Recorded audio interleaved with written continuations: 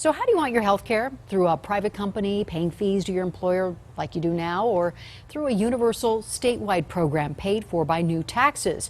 Well, Denver 7 political reporter Marshall Zellinger is here fact-checking a new ad against Amendment 69, which would create Colorado Care. Marshall? And this is how that new political ad starts, with a bicyclist going up this homemade ramp and soon to be slamming against the side of a house, suggesting that Amendment 69 is just as bad an idea. Well, a yes vote on 69 creates a universal state health care program, and a no vote keeps private health care just the way it is.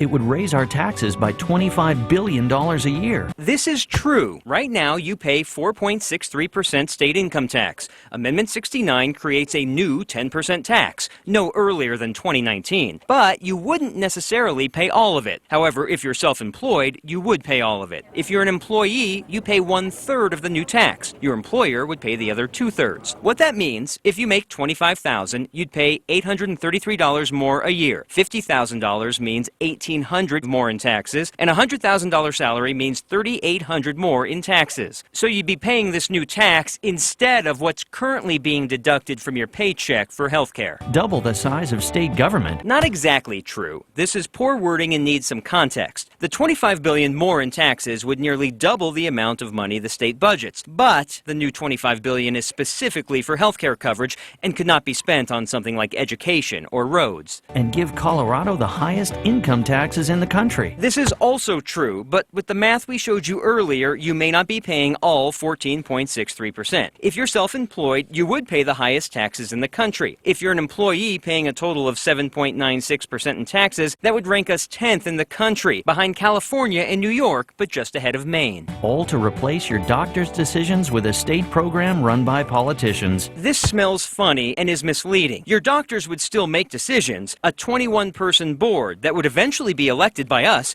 would decide what providers we do business with and how much they get reimbursed.